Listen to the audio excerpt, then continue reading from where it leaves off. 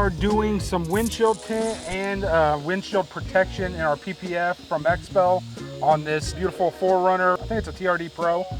We just finished the windshield tint. The customer went with 80%, so it's pretty clear. It's gonna help with that UV protection and heat rejection, help protect their dash a little bit and stuff from sun fading and cracking. But we're also gonna do the windshield and PPF, like I said, from XPEL, and it'll help prevent from rock chips, stuff like that. It's my first time installing the XPEL product.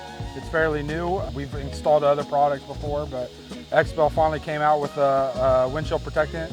So we're gonna try it out for the first time and see how it goes. So you cannot shrink window tint over the PPF film.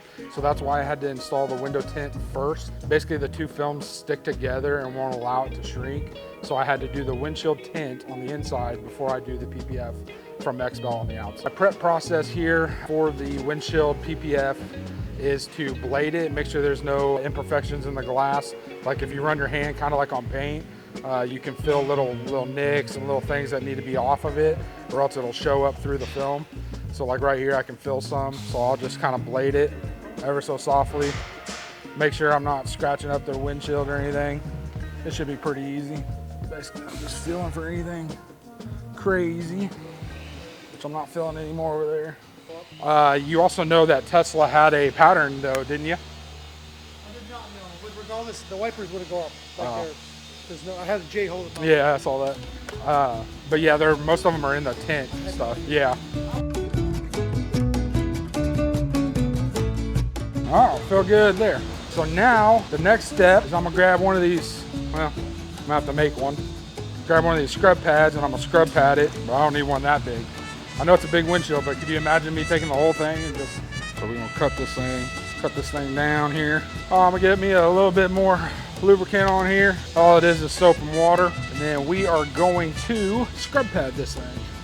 And not only am I scrub padding this, but any of the trim pieces, I'm gonna kind of scrub them a little bit as well. Help get any of that dirt that's off of or on them.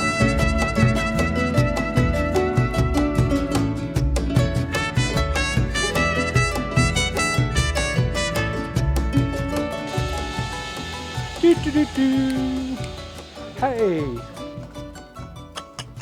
trying to find our pattern for the windshield, and I do not see one. Exterior windshield kit. Bam.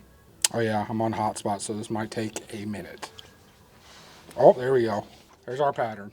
So we need about 59 inches. 59 inches.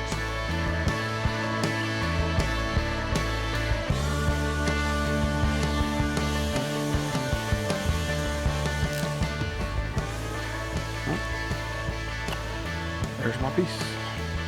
Let's pull this liner. There it is. It's just really thin.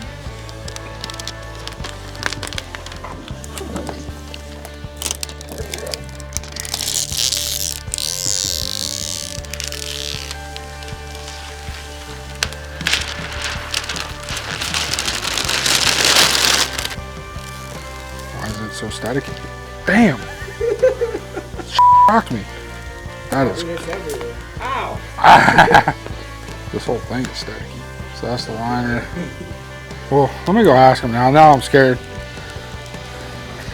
Hey Dan, Mitch was saying something about the static will mess up on the plotter or mess up the plotter or something.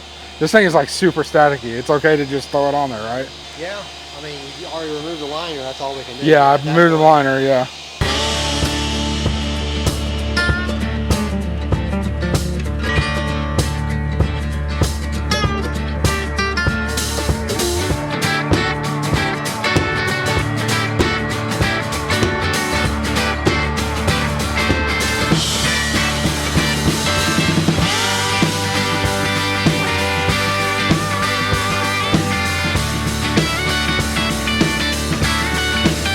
Hey Tyler, can you help me real quick?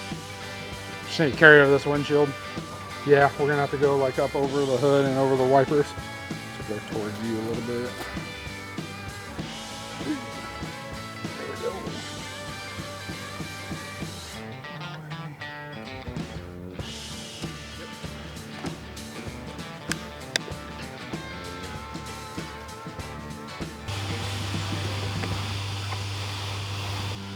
Oh, it's already starting to tack up here.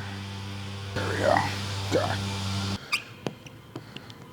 One little pre-tack part I gotta fix. It dried up basically. I don't know, you might be able to see it with the camera. Just something I can lift up and spray some tack in here. Let that tack work a little bit. Try to keep my arm out of the shot. See what that looks like. Oh yeah. So is it worth it? I would say yes, because you know nowadays, what's a windshield replacement cost? $1,000, $1,500. So is it worth protecting that replaced glass? I would say yes.